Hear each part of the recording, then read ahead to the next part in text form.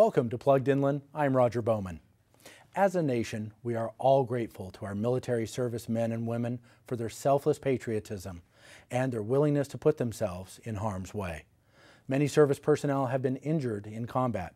When they return home to the Inland Empire, they are in need of continuing healthcare services. And many of our veterans have retired. They too need healthcare. That's where the Veterans Medical Center in Loma Linda answers the call. Let's take a brief look at our region's VA hospital.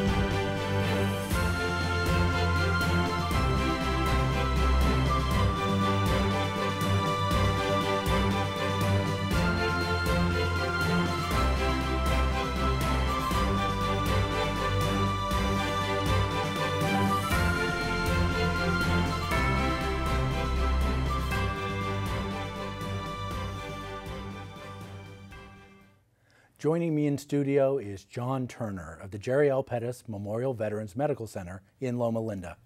Mr. Turner is the Associate Chief of Nursing for the hospital. Thank you for being with us, John. It's a pleasure. So did I see that correctly? Over 700,000 instances of patient care provided just last year. Absolutely, and over 8,000 admissions to the hospital, Now, 2012. Was it always like that, 8,000? No, we have grown, and we have grown. The veteran population, at least in the Inland Empire, is huge. So there really is a major need for our services at Loma Linda. John, that brings up an important point. When I talk to people about veteran health care, most people are confused, so I'm just going to ask you, okay, what is a veteran? Simply put, a veteran is any male or female that has served in the armed forces. So plain and common simple. Perception is that they had to be injured in combat. Correct. That is an incorrect statement. They don't have to be injured in combat. In order to be seen in the VA system. In order to be seen in the VA system, correct. Okay. Retirees obviously would qualify. Yes, absolutely. Do you treat active duty? We do. We treat them through our TRICARE department. But yes, there are a lot of active duty people that actually come in. It's part of a different system, but still within Loma Linda. So yes, we do. If you are a veteran, I served in the Navy, when you leave active duty, you're typically on inactive reserves for some amount of time, where you're a civilian for all intents and purposes. Correct. I could see being cared for then, but are you saying that if I haven't put in the 20 or 30 years and retired proper with a pension, but I served for a certain amount of time and then got out and became a civilian, yes, that I qualify for VA care? You qualify, correct. I'm actually stunned. It's much easier than most people think.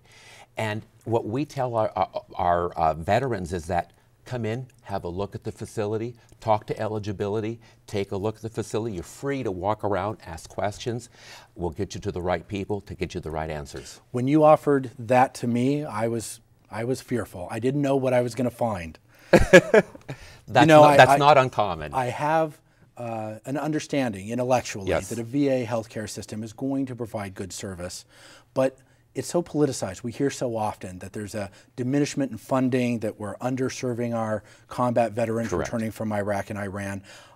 You know, the old perception of those halls of horror in the VA healthcare system. So I didn't know what I was going to see, and what I saw was a fabulous facility with a pond and a park outside. Yes. I came into the lobby and there's a piano that's Yes. playing music. Yes. I felt like I was entering Nordstrom's. Well, that's all part of what we call really changing our environment. It's cultural transformation. And let me tell you, today's VA is not your daddy's VA. It's very, very different. We are focused on patient care. We are focused on clinical outcomes. We are focused on best practices. We have state-of-the-art services at Loma Linda. Tell me about some of the state-of-the-art services.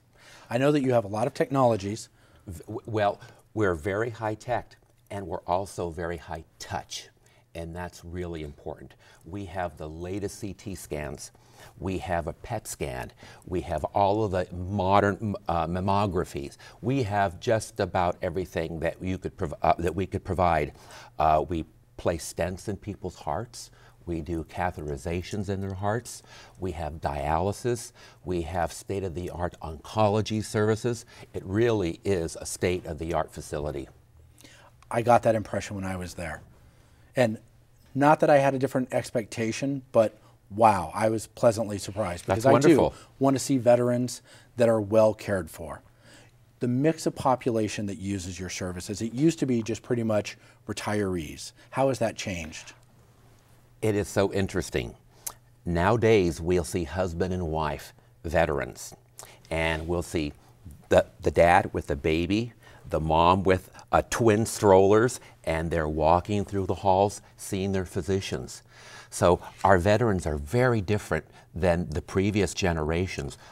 They're active, they're involved, they're engaged. Many of them have full-time jobs. They go to school full-time. And they want to be in charge of their health care, and that's really, really important. Access to information. They want to be involved. They are on the computers, they're talking to their doctors, they're talking to their teams. Very, very different than 10 years ago. So you're saying that a VA hospital in the Inland Empire is actually so technologically adept that these people are engaging your system both in person and electronically. And a lot of them will use their cell phones too. Exactly. There are so many people that don't have landlines anymore. So we always have to think one step ahead. How do we connect with the veteran? What works best for them? What's so important that what we're doing now is we have this overwhelming sense of teaching wellness. We've changed our entire paradigm of how we provide care and how we see the patient. It's so important to be able to understand the veteran through their lived experience and not our own. Does that make sense? I'm gonna delve into that a little more. Okay. I divided some of your services when I saw the list of what Yes. you did into high tech, which you had a lot of. Yes. And the things that aren't about fixing the body, the things that are about improving the lives.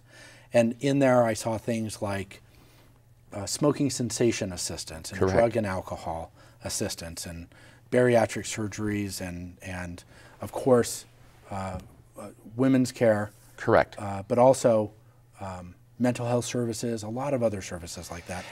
What's so important when you talk about mental health services, depression screening and treatment, PTSD, traumatic brain injury. We provide a whole array of services, especially really focusing on the mental health side of things. In the opening, John, I mentioned that you're the Assistant Chief of Nursing. That's correct, yes. Of the VA hospital, but that's Correct. really a misnomer. It's an entire connected system. Tell me a little bit about that. Correct. Where it's VA Loma Linda healthcare system. So we are part of a larger system. We have 5 community-based clinics. We actually have a clinic in Blythe, which is 21st century medicine. We call it our telehealth clinic, where patients actually go into the clinic and they can receive a full examination from a physician that's 220 miles away. How's that for state of the art? And how is that done? Well, it's done through a very, very high-tech mechanism where we actually have a nurse there, and literally there's a camera there, and the patient talks to the physician. Everybody is used to the internet now, so staring at a monitor really isn't strange for most people. And you'd really be surprised of how much the elder population really appreciate that too. They don't have to drive 250 miles to Loma Linda. They can get their complete care there. Now, there might be times when there's specialty clinics and they still may need to drive into Loma Linda, but most of the time they don't. Besides the actual remote clinics and the main hospital, there's a lot of interconnected buildings and other kinds of things, the pharmacy center and everything to support a very large population of service care. Let's not forget our community living center. And that's where we have veterans that actually go in for rehab. Most of the time they're short-term. They're on antibiotics, IV antibiotics that can't be handled at home. If they meet the requirements, we move them right into the community living center. And what's so unique about that living center is that it's like home. We don't call them patients, they're residents. They live there. They have their own resident council, and they make decisions about the quality of the food, the types of the food, what they want to drink, what kind of diversional activities they want, what movies they want to watch. They have total control of that. So it's not just the purple versus the red Jell-O? Nope, not anymore. You could probably get green if you ask for it. So you're helping all of these people. In a little while, we're going to talk about some of the other technologies, but there is one that has led to reduced errors and more accessibility to the patient records, and that's the digital records. Before we see a little video on that, I want to just ask about that. Is that something that you've adopted that's fairly new? Because I know a lot of private healthcare systems are only now transitioning to online digital records. No, we, as a matter of fact, really took the lead in that, and it was in the late 1990s that we implemented the electronic medical record. Now, as a registered nurse, and I'm sure that you have viewers that are nurses, and I'm sure that everyone can testify of actually looking at a physician's orders, and you've got 3 or 4 nurses together trying to figure out, well, what's the doctor saying here? Now everything is written in text. And with our medical record, I'll tell you, I could view a veteran's medical record regardless of where they happen to be throughout the country. Maybe they were living in Hawaii. They moved to New York. Now they're in Oregon, they're in Washington, and now they're at Loma Linda. I can actually pull up their medical records and look at physician's notes. That is absolutely incredible. You know, we're talking about patient care. So let's hear from the staff about the volume they handle, and let's hear from the patients regarding their level of care.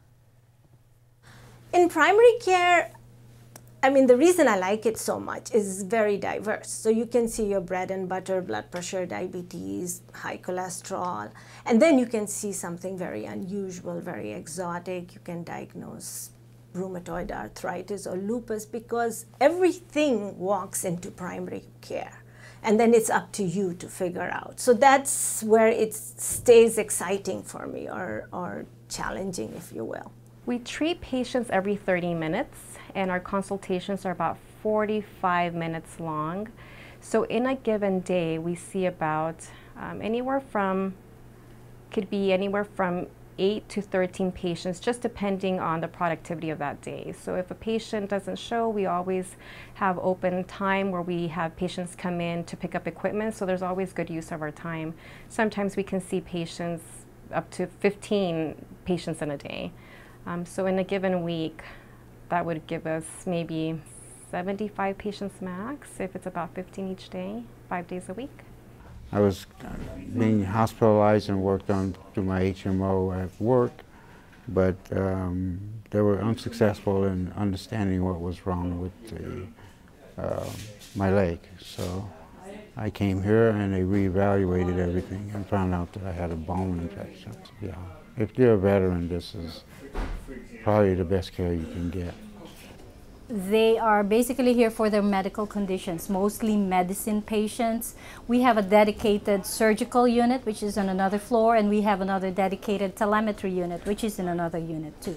But patients that do not require cardiac monitoring but are in their condition that needs medicine treatment like IV antibiotics, wound care, and stuff like that. We take care of those patients, and also we are the functional equivalent of the infusion clinic, so that means we are the only unit who can take care of oncology patients who would require chemotherapy treatments. Here we are more of patient-centered care facility, and they always say that the VA is a hospital for our veteran patients, which is true, which is part of our vision and mission to provide the care that they need. And I've always told my nurses, this is the Veterans Hospital. This is where our veteran patients should get the best care that they deserve. Where else can they get that but here at the VA hospital? As a charge nurse, we help facilitate assignments with patients. So we are the ones who decide, what nurses get what patients, depending on acuity, what we quote unquote busy they are. So if they have a lot of needs, a lot of dressing changes, things like that. We also facilitate admissions and discharges. We're involved with bed movement. So if a patient gets discharges, we work with other ancillary staff in the hospital to coordinate admissions. We let them know if beds are available, if they're not available, and things like that. So we help with patient flow also. I got a lung infection. I come in here Sunday night,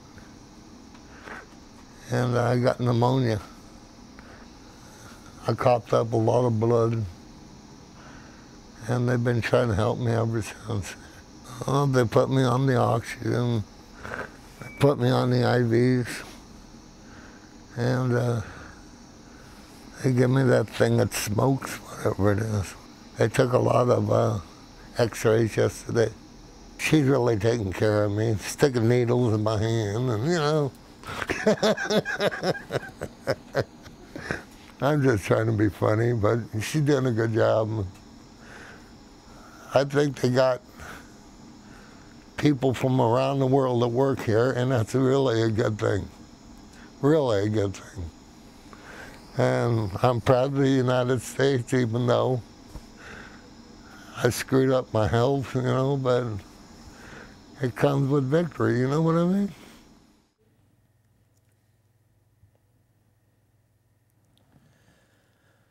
We're continuing to talk to John Turner, the Associate Chief of Nursing for the VA Medical Center in Loma Linda. We just heard that anecdotal story. Yes. About how the nurse is sticking all the needles in his hand and he was being funny, and it was adorable. Let me ask, what drove you into nursing?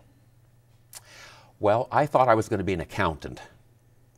And I had a friend who just talked so lovingly about his patients.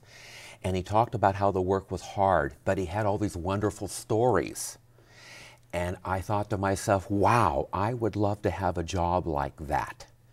And one day I woke up and I thought, well, I'm not going to have a job like that if I'm working with numbers. So that day, I actually changed my major, and I decided I was going to be a nurse. When I told my mother, she cried and she thought, oh my God, John, why not at least a dentist?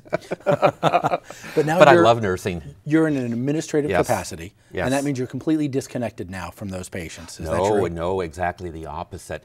I think that everything starts at the bedside, and I make rounds on a regular basis. I'd like to tell you a real short story about a nurse in the ICU, and I was making rounds, and there was this very, very sick older gentleman in the bed, and a younger, older man next to him, touching his face and stroking his hair. And I asked the nurse, what do you think that gentleman is thinking? And she said, well, that's his brother. And I'm sure he was thinking of younger times when they both were young and they both were healthy. Maybe they even go so far back as when they were in the treehouse or riding bikes together.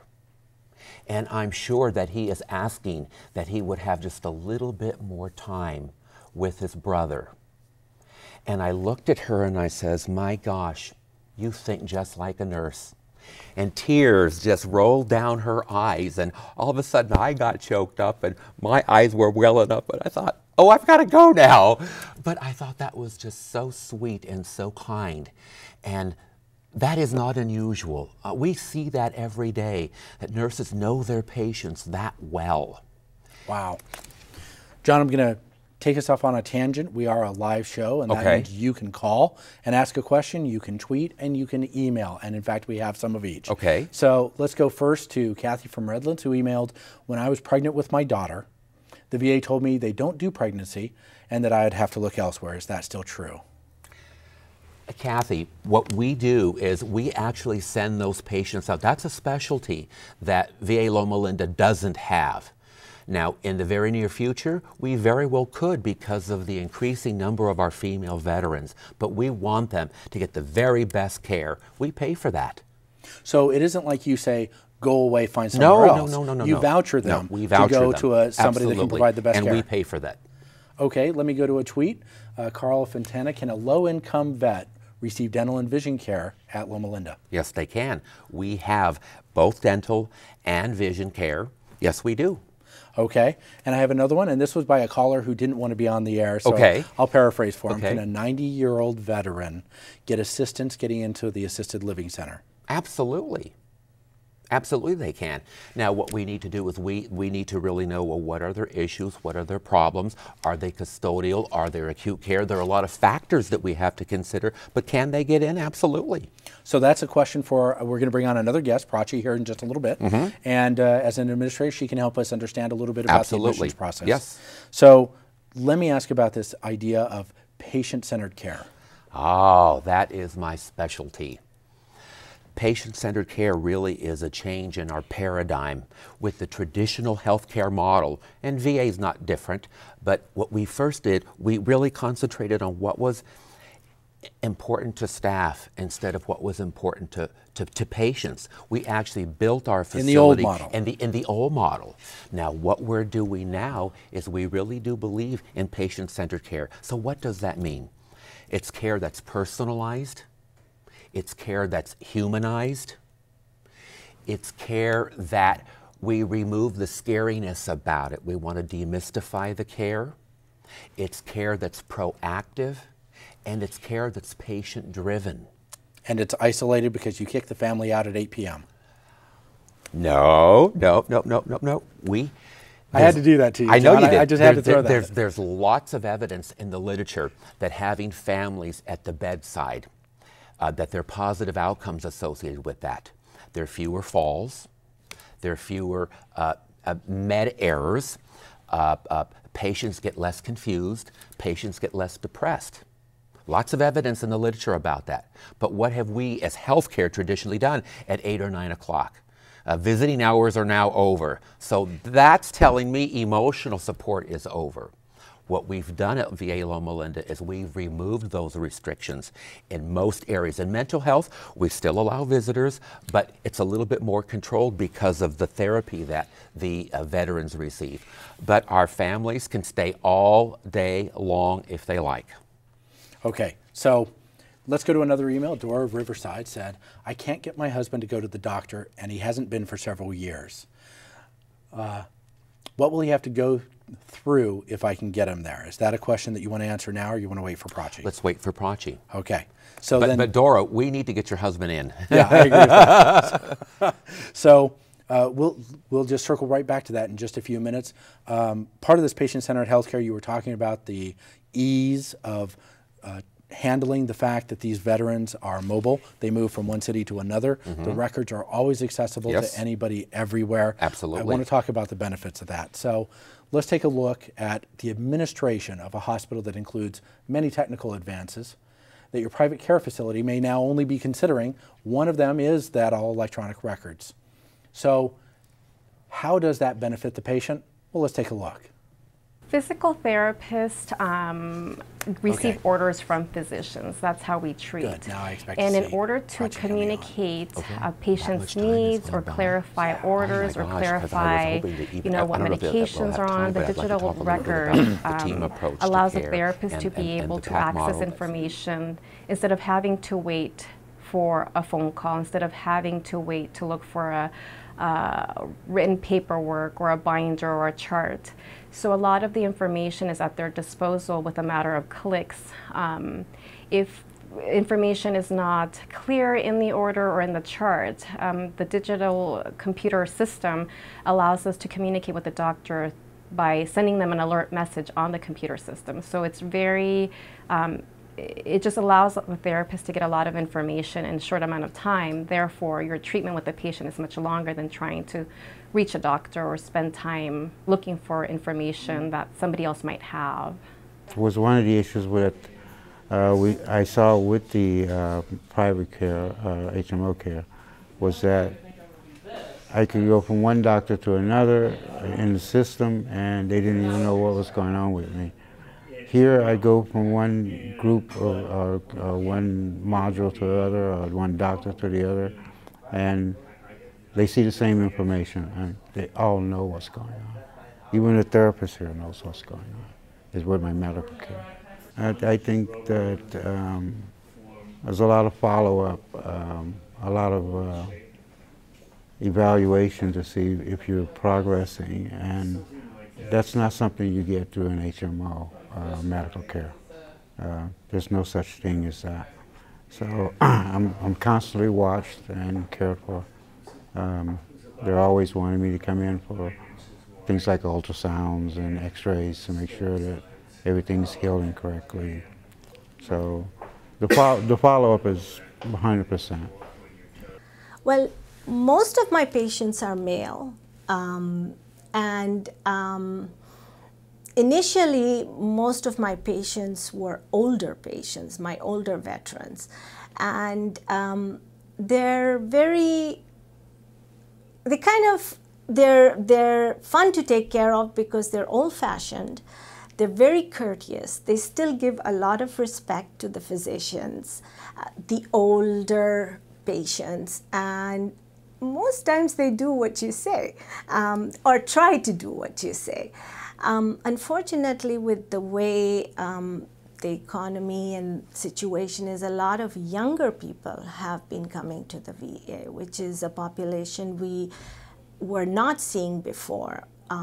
And so now I'm seeing younger people who have the usual medical issues, but a younger population who have lost their insurance or lost their jobs and realized they were eligible for care.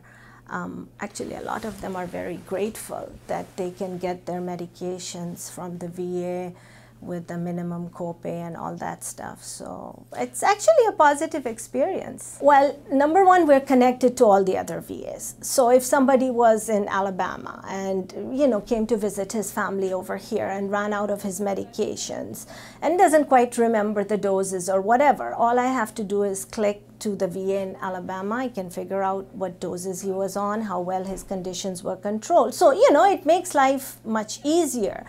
One of the big hype you have is that there's a lot of medical errors, but usually the errors are because of poor information or misinformation. Sometimes patients don't remember what they're taking. Sometimes they give names of drugs that sound similar. So because in the VA system we're all connected, I am responsible for making sure that the unit flow as far as patients is consistent and smooth for both units. I manage 75 employees under me, and I have an assistant nurse manager to help me do my job. When we are full, which we are always full because there's a high demand for medicine beds, here on 4 Southwest, I have a full capacity at 32, and on 2 Southeast I have 15 beds there, and we are always full. We're back in studio with John, and now we're pleased to be joined by Prachi Asher, who is the Assistant Director for the Medical Center. Thank you for being with us, Prachi. You're welcome. Now, before you came in, we had an email from Dora who said that she can't get her husband to go to the facility. If she can convince him to go, what would he expect when he arrives? Okay, that's a great question. So we work very hard to make this medical center an inviting place to be, because ultimately it's not about putting forward a hospital setting. We want you to come there to get well. And it's very simple. The first thing you need to do is just come right through the front door, talk to somebody at information, and we'll point you in the right direction. Your first stop probably will be at eligibility, at which point they'll ask for some basic information and get you enrolled in our system. Okay, so let's talk a little bit about that. What is eligibility and who is eligible? And I understand it's a tiered service system. Right. So eligibility, it's very complex. However, it starts with one simple form, which is your DD-214. When you're separated from the military, you get your discharge orders. And that's all we need. We need that one piece of paper. Come on into the hospital. We'll work you through the system, and we'll let you know exactly what you're entitled to. And is that one of those, like, the old model of going to the DMV and standing outside for a couple of hours before the doors open? Not at all, not at all. Actually, a lot of the enrollment stuff, if you want to come in and see us in person, that's great. If you don't, we can even do it online. You can call us. There are lots of different means to get to this basic system enrollment. But we'd like you to come see us. You know, I was talking with John about the age and the demographics of your typical visitor, how it used to be an older demographic and that's changing.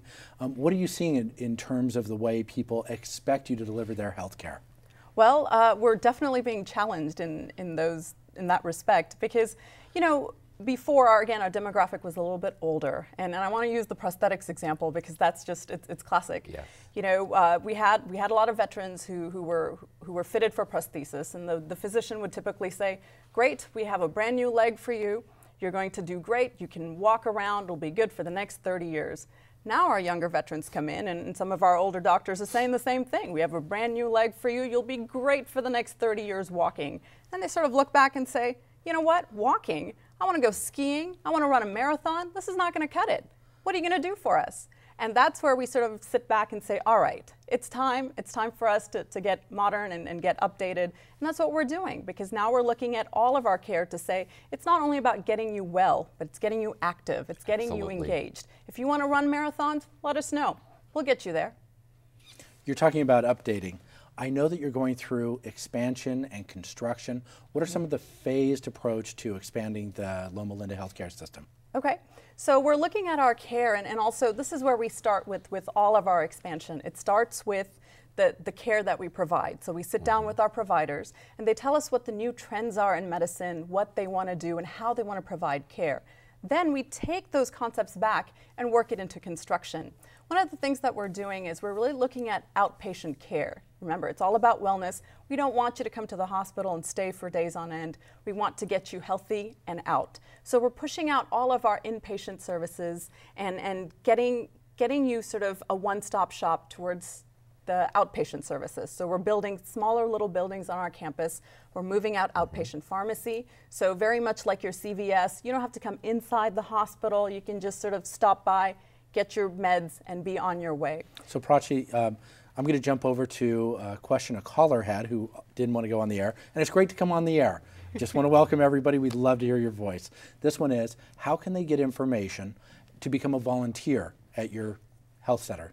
Oh, that's an excellent question, and we love volunteers. We have a lot of people come support us, and a lot of our veterans who get their care are also volunteers at our system. So a couple ways. One, you can call us. You can go onto our website and check out our links to volunteer, or you can stop by in person. Again, our information desk has staffed with friendly people, and they'll get you to the right people. I'd like to mention real quick about our volunteer program. I can't count the number of retired registered nurses that have come to volunteer. And I asked them, why are you here? And they said, I want to be able to do what I never could do. And that would be just sit and listen and talk to patients. Wow, How wonderful is that? Yeah. So we have another email. Grace from Highland says, once a soldier has been discharged, do dependents keep their benefits as well?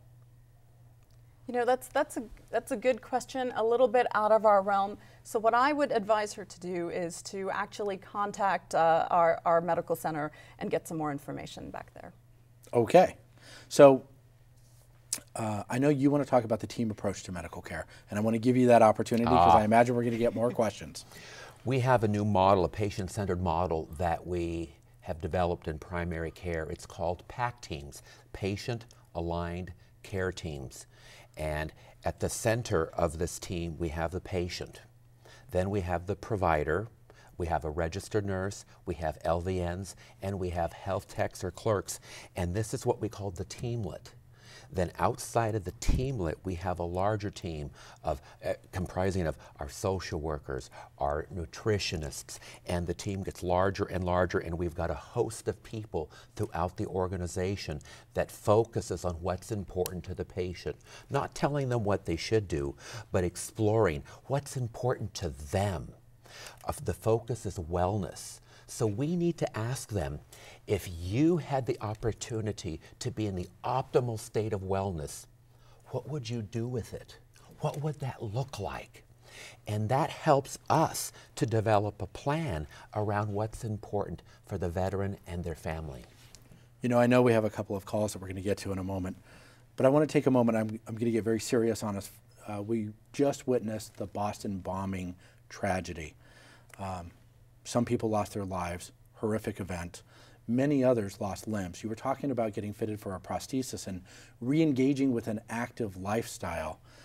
It seems like you have at your facility enough care to not only refit them to engage those that lost limbs into an active lifestyle, but also to care for all the trauma and the discouragement and everything else that they go through. Because I think to us lay public people, we've only seen the representations in Forrest Gump, Lieutenant Dan, or Tom Cruise in Born on the 4th of July, which is, if I lose my limbs, I've lost my life, just kill me. And you find that not to be true. No, not at all, not at all. We, in fact, are so surprised to see how our veterans challenge us every day when they come in and say, you know what, this is what I want to do. Find us a solution.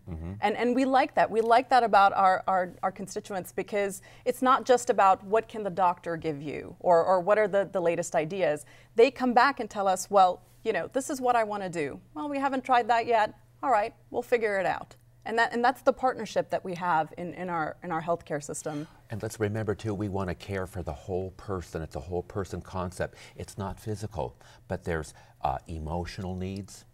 Their spiritual needs. Absolutely. And we have to meet that veteran right where they're at and really look at the entire person. Okay, so let's go to a call. Gwyneth from Cathedral City, you're on the air. What's your question? He was the VA. He has been 14, and he didn't pay before, but now he pays for his medication. Why is that? Good question. I don't know that that's something we can address specifically. So what she's saying is that a relative that was a veteran had coverage for their medical prescriptions, and then that's been reduced. Are you finding that to be the case? Again, specifics I'm unable to comment on, but I would encourage her to, again, call us or come into our medical center, because we have a lot of different resources and research available. So if you find that something has changed and you don't quite understand, we can sit down and talk to you about it.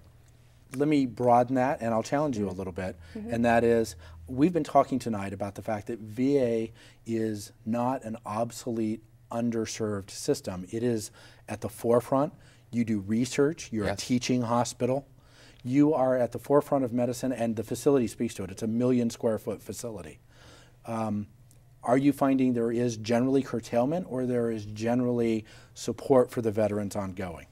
There's definitely support for the veterans ongoing. So that may be a specific case related to some very specific nuances for Gwenda's situation. Absolutely, absolutely. So we're not trying to just cover up this ailing system at all. No, not at all. And that's the beauty of our system. Again, you know, we are an open system, and part of being rolled into the federal government is you have access to information.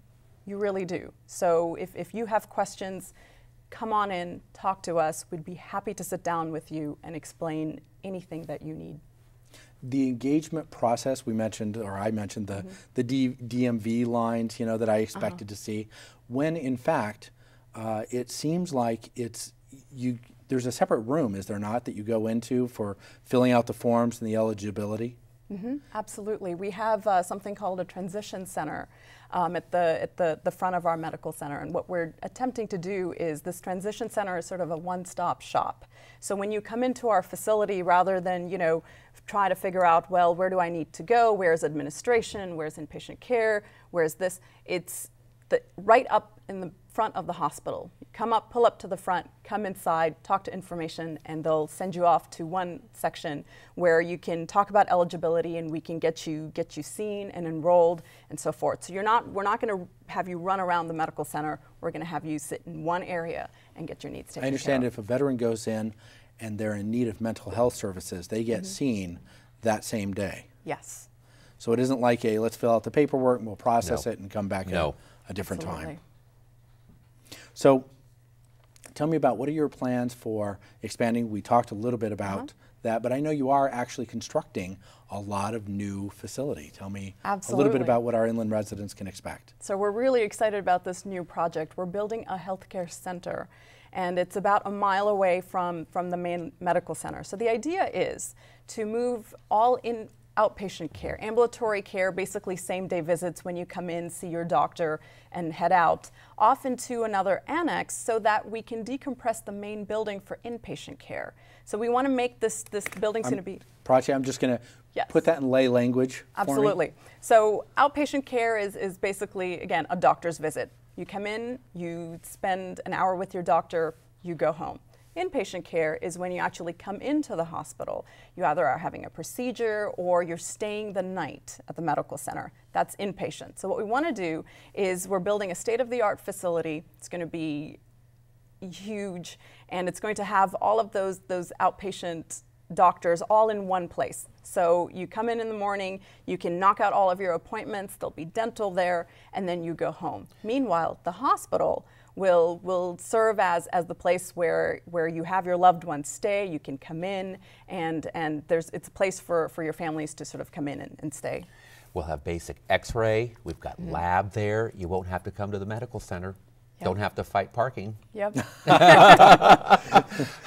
I know someone's going to bring up the parking. You have over 1,800 parking spots, and yet you're parking constrained. Yes, yes. So when the hospital opened, we opened in 1977, we were serving 25,000 veterans. Today, we serve over 67,000 veterans, all in one place, which is why we're building this healthcare center. This new healthcare center is going to have over 2,000 parking spots, so we're really excited about that. So how do you get top quality physicians to want to work in the VA system? All right. Well, we have worked very hard to not only transform care, but build up our reputation as an employer of choice. The VA is excellent for research, for teaching. We attract a lot of physicians who want to come not only to serve, but also to educate, to teach. And a lot of our physicians are actually, and our healthcare professionals are veterans themselves, so they see that connection, which is how we attract a lot of top quality candidates. I mentioned a moment ago about tiered coverage. What does that mean? Tiered coverage basically means that there are different priority groups on how you get care. And that's something, again, it delves into benefits. So what I would suggest is if you have questions about tiered care, to come in and see us. Is it fair, though, I'm just going to take the leap and summarize it, that while we want to provide the best care to every veteran, we don't want to have the government and taxpayers pay for all the medical care for people that are gainfully employed with a fully robust health care coverage from their employer. So there's a balance between the veteran need, the absence of other care, and the care level and the income that they have. Yes, yes, that's right. Because what we do is we take a look at, basically what other insurance and assistance you have. We combine that all into one, and that's how sort of the tiers flesh out. So if you have additional insurance, we balance that out, and if you have a greater need, then we focus our resources. Let me jump to a call. We have a call from Elizabeth in Bloomington. Hi, Elizabeth, you're on the air. What's your question? Oh, hi. I would just like to find out about volunteering. Okay, great. Okay. Well, there are a couple of things. One, you can stop by the medical center and fill out an application, or you can actually call us and we can either mail you or email you an application form. Okay. Let me talk about reducing coverage, for instance. What is the trend now? We talked a little bit about the prescriptions. Is ancillary coverage like vision and dental expanding or contracting? It's definitely expanding, I want to say, as our veterans age, as well as we get new veterans online, we're definitely expanding coverage. And do you do that at the facility, or is that one like the pregnancy question, where you actually have another provider provide? It's provided at the facility. It's provided Absolutely. at the facility. Okay. I have another call. Howard and Hemet. Hi, it's your turn to ask a question. You're on the air. How you doing? Good. And what's your question?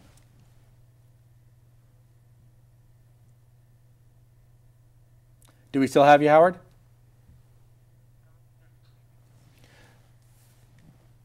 I'm going to go ahead and paraphrase what I think he was asking. And is the coverage for chiropractic care or acupuncture, is there any kind of coverage for those kind of alternative medicine systems? Chiropractic care? Yes, absolutely. I don't believe we have acupuncture yet. Not it's yet. coming. Yes, that's right. I expected to hear you say no to chiropractic. No. Again, it's all about wellness, like John Absolutely. said.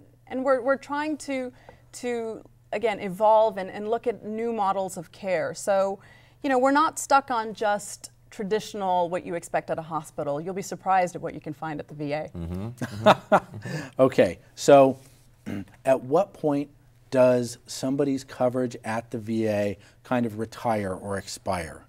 Because obviously we have a lot of new military veterans through the post 9/11 era, and we have all the retirees from our prior service, the normal peacetime levels.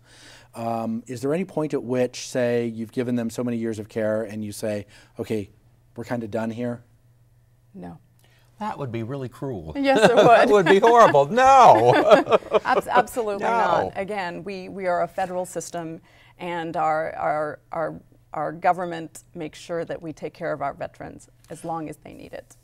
But I would imagine that that means that you're going to have an escalation in the need that's kind of an exponential level of escalation as all of these retiring vets from our Iraq and Iran conflicts, Iraq and Afghanistan conflicts, are now considered veterans. They didn't have to be injured in combat, and they didn't have to retire with 20 or 30 years of service to be cared for.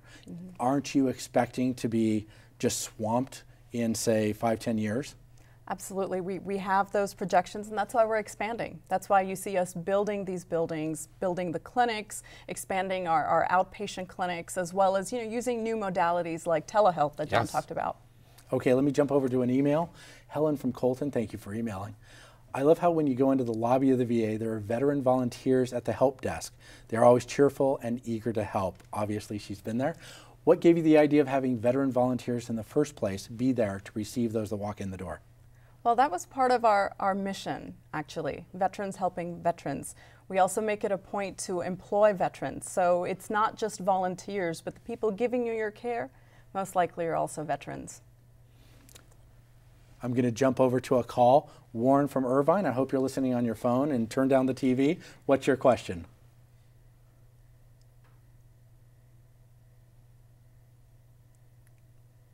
Warren, are you with us?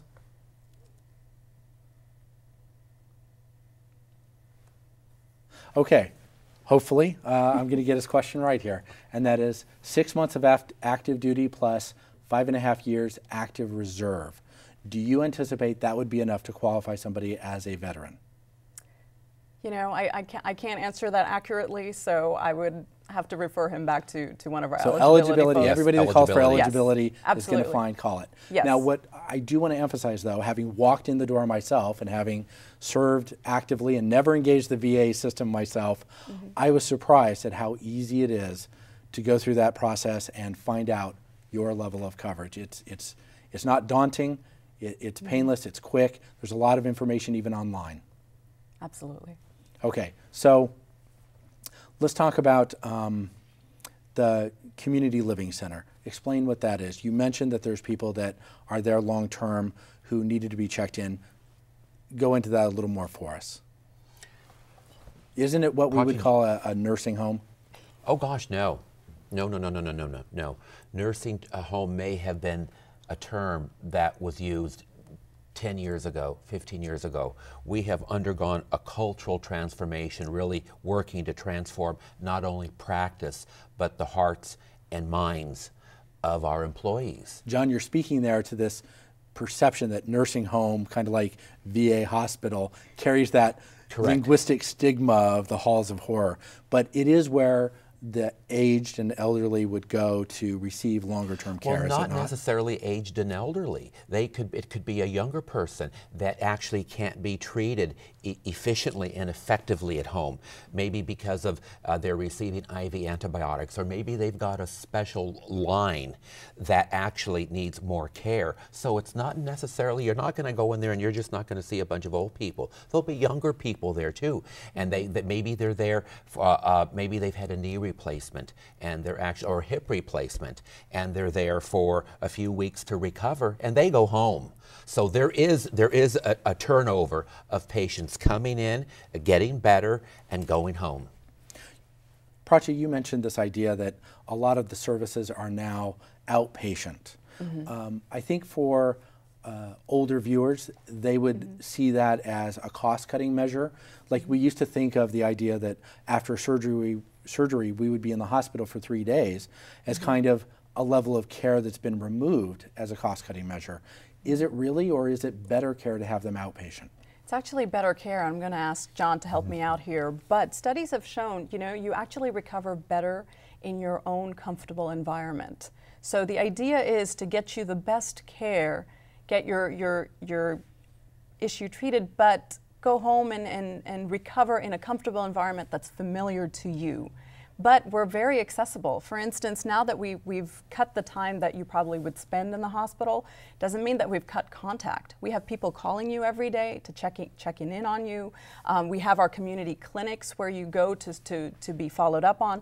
So it's not a cutoff. We're definitely handling your care. We're in touch with you, but we really want you to be comfortable and recover in a space that's familiar to you. There could be negative outcomes the longer you stay in the hospital. The longer you stay in the hospital, you are exposed to all sorts of different bacteria and infections. So we want to stabilize a patient.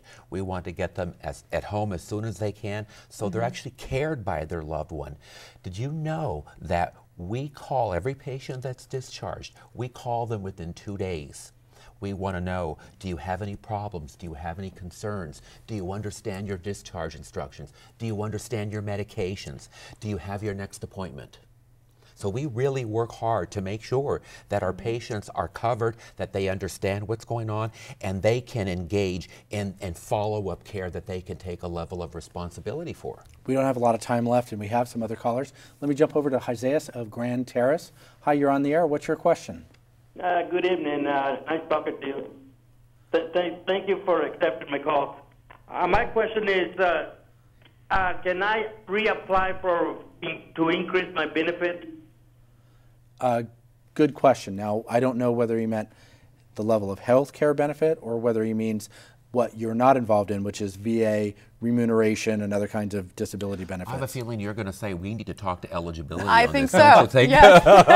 That's an eligibility question. Right. Yep. And we really do want to hear from you. If you want to check in with us periodically, that's okay. There's no limit to the number of times you can call. There's no limit to, we can only talk about this issue for so long. So give us a call. So we can only do that when we're live on this show. Yes, that's right. Okay.